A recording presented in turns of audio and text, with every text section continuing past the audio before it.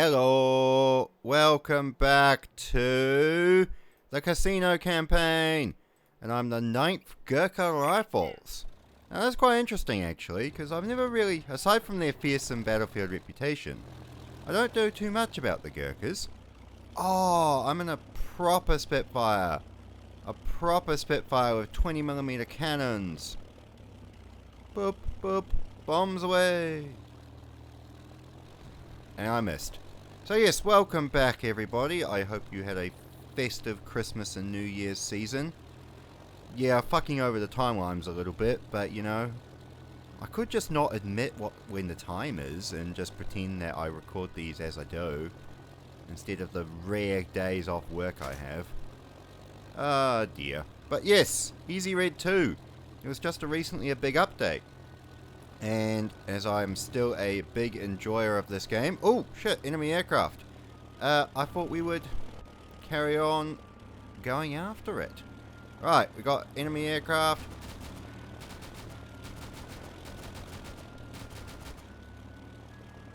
Alright, let's increase the speed. Yes! Look at...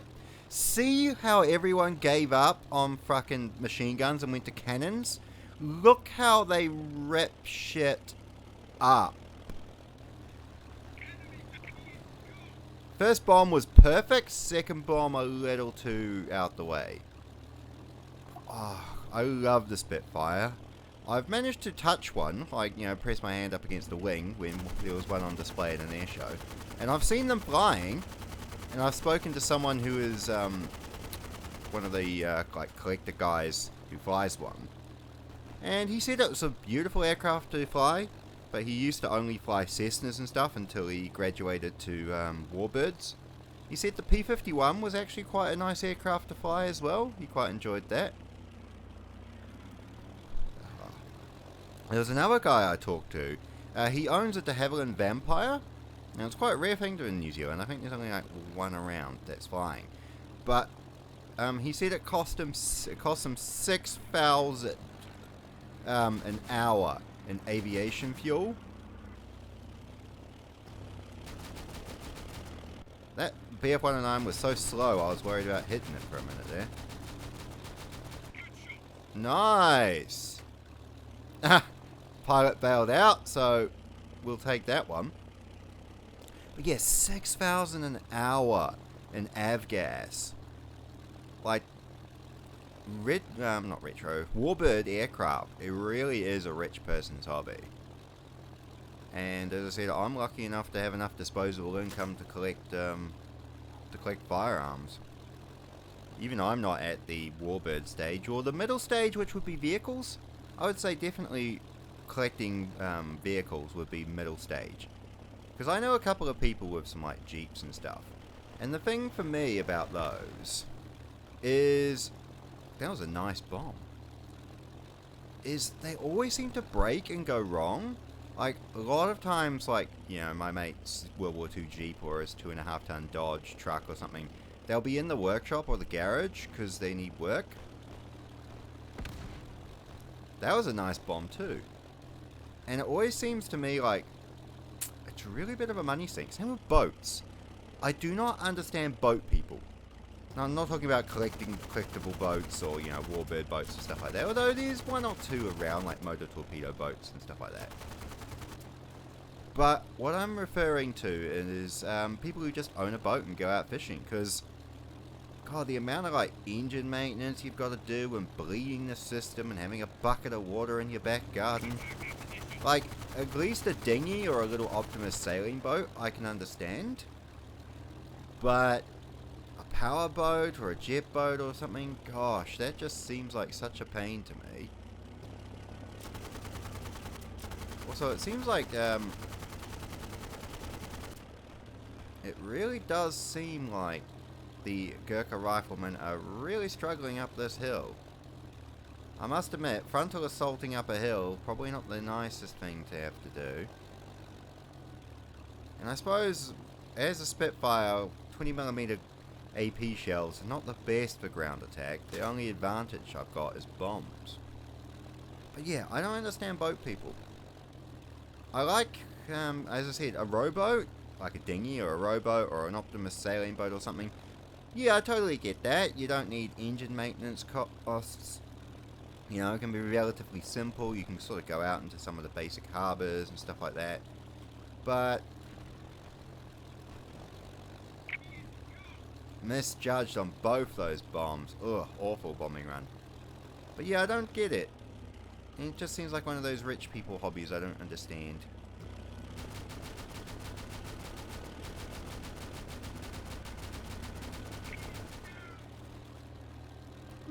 We managed to do some damage. I definitely killed somebody with that 20mm pass. I should think about joining on the ground as an infantryman at some point.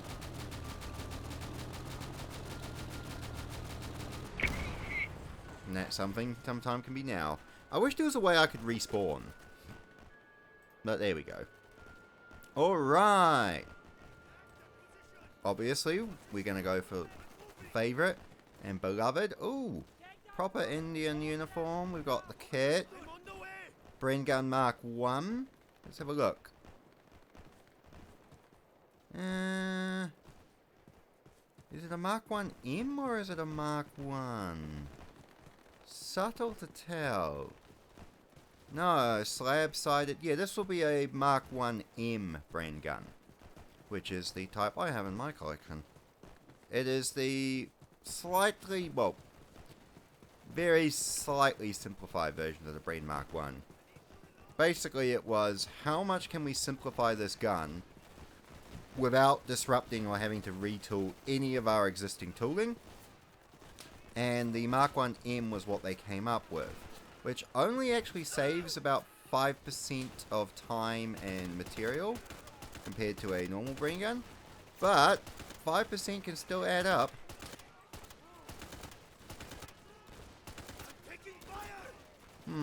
My accuracy is pretty shit. Oh well. Yeah, I do love the brain. And the brain is beautiful. Like, I definitely would like to mess around with a ZB26 or a ZB30 to just get where it came, like the inspiration.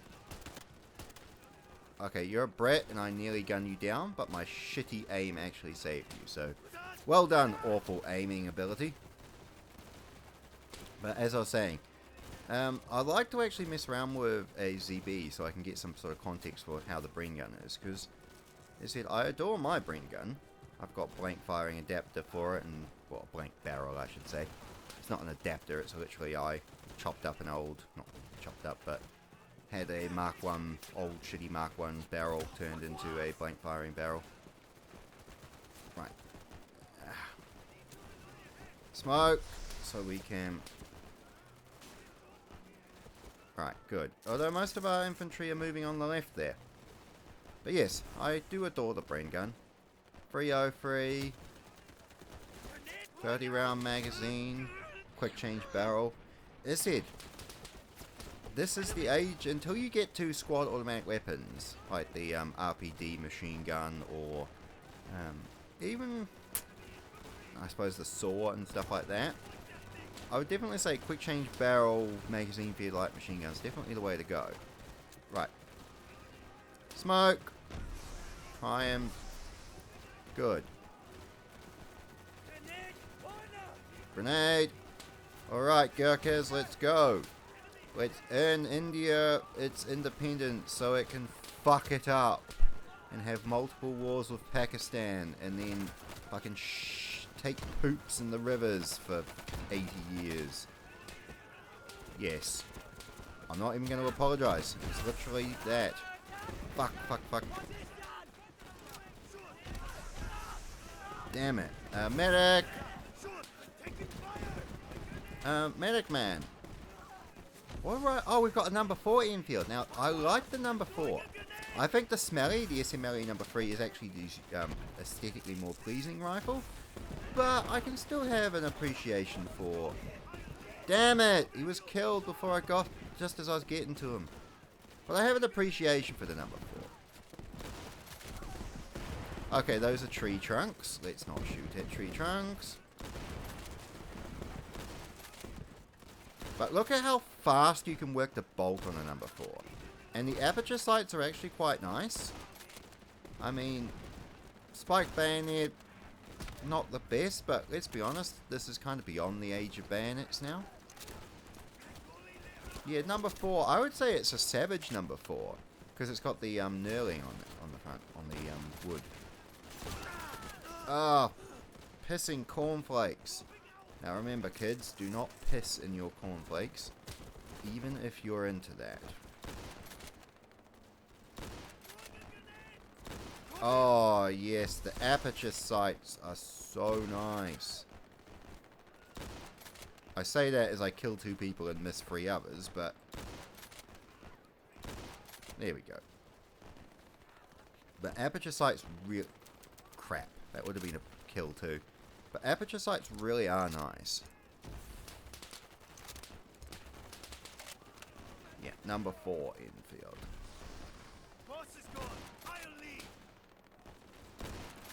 Oh, it was literally just me as the medic then. Okay, good work. But yeah, number 4 infield, aperture sights, spike bayonet attached to the front rather than a sword bayonet. It is, again, the standard 303 cartridge. Oh, I've got no ammo. Cool. Oh, I'll take your mills bombs and your bandages and equipment and shit. There we go. 303 cartridges. That's what I was actually looking for.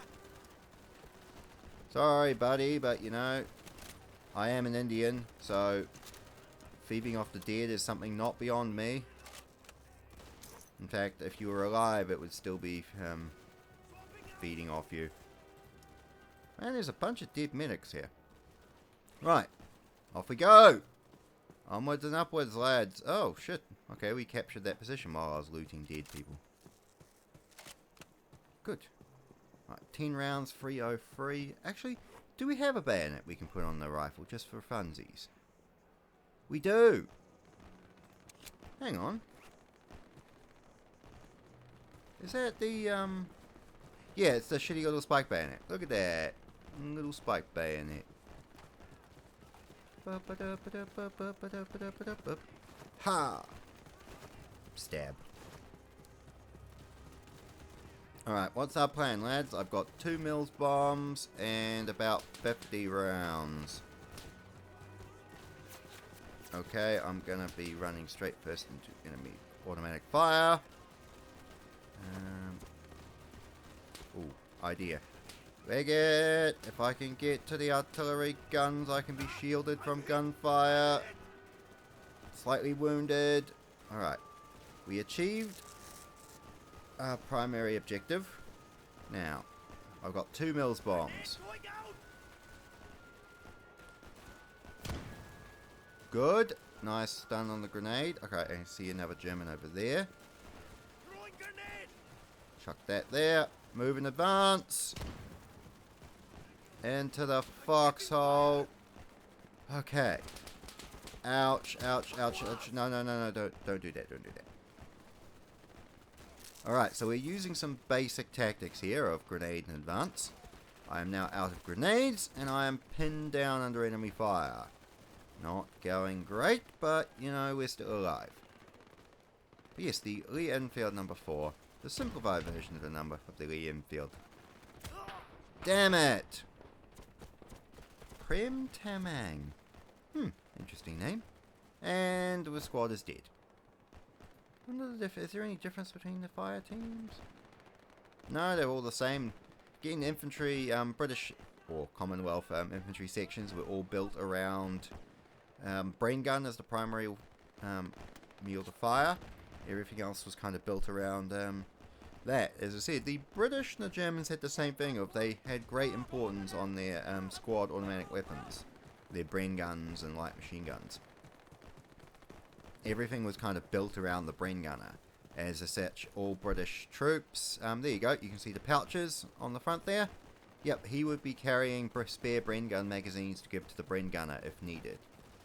Just as that's one of the reasons why, that sort of philosophy, is why they keep wanting to do modern you know, squad automatic weapons with Stanag mags. So the idea is that I was hoping that grenade would get a little bit further. Stanag mags, you know, AR-15 mags, so that way the rifleman of the section can support the light machine gun gunner with additional firepower if needed. That's kind of the philosophy behind it. Ooh. This is a number 3 with a scope. Very common in New Zealand. Oh no, is this a number 4T?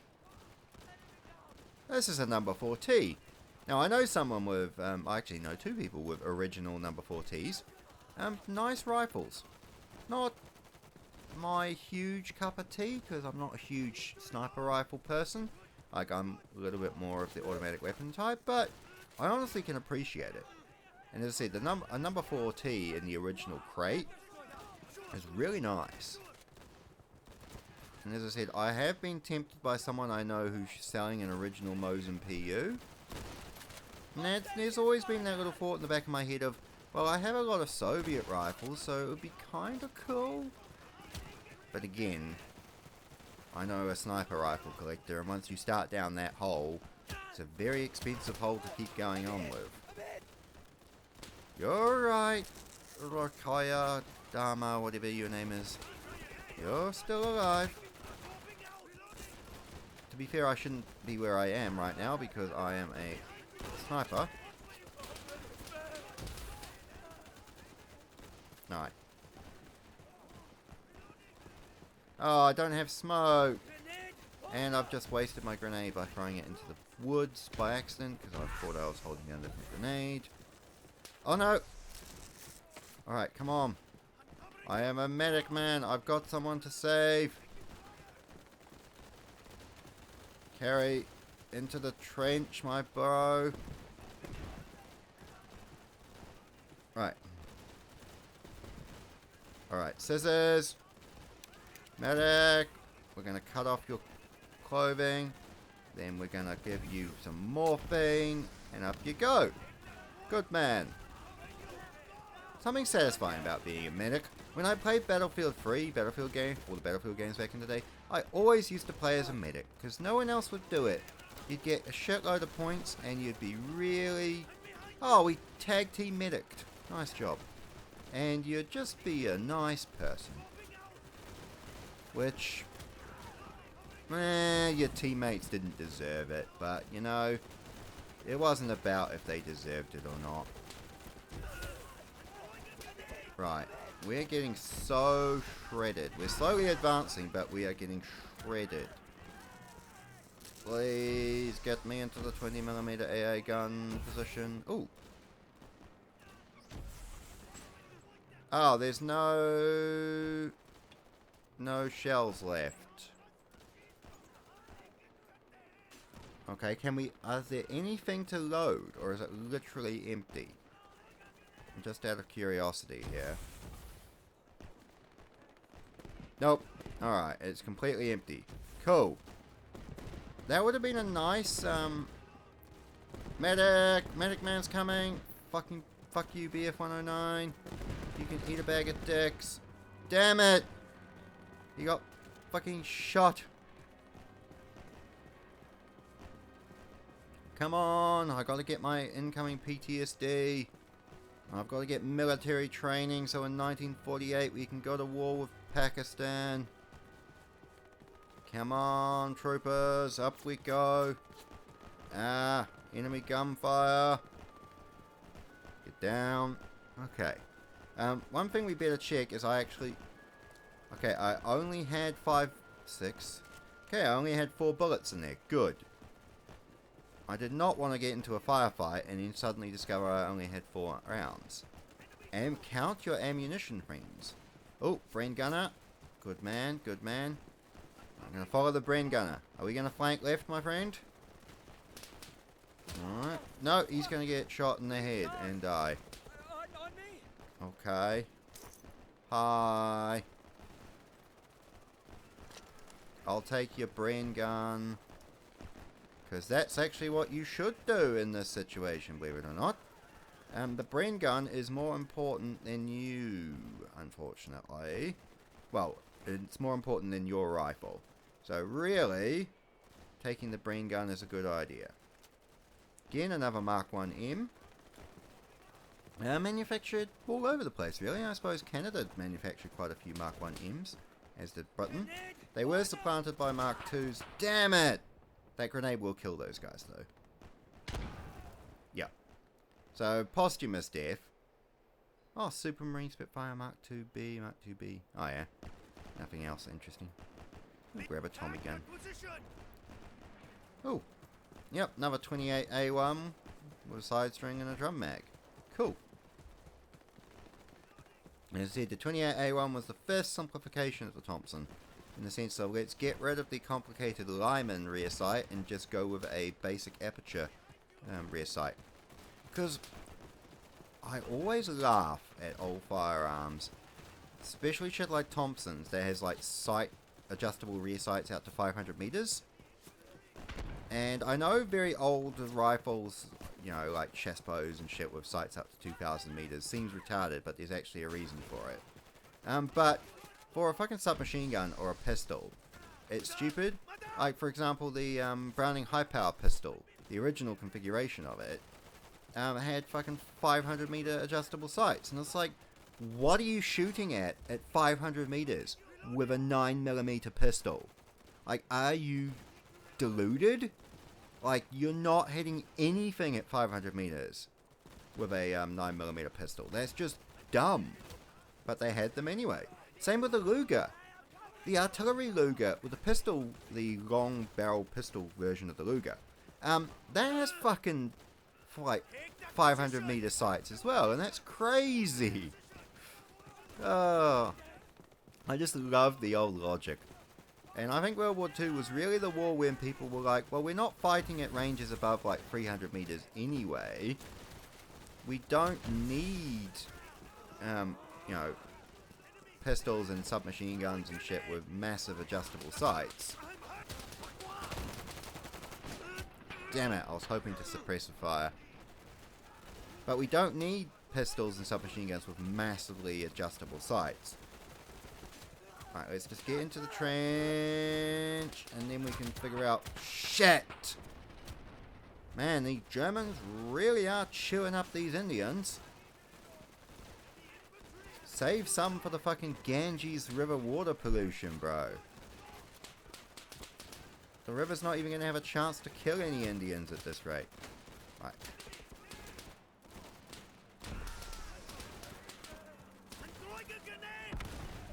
Right, grenade.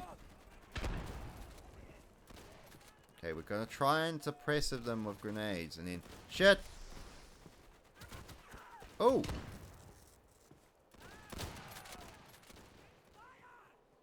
I want your fucking Beretta 38 submachine gun, my friend. Which is the best, I would actually argue, the best the best submachine gun. I don't really want the pistol, but we can just take it. No! Damn it! I was going to talk about the Beretta 38. And how this is the first simplification of it. Poop. Amazing submachine gun.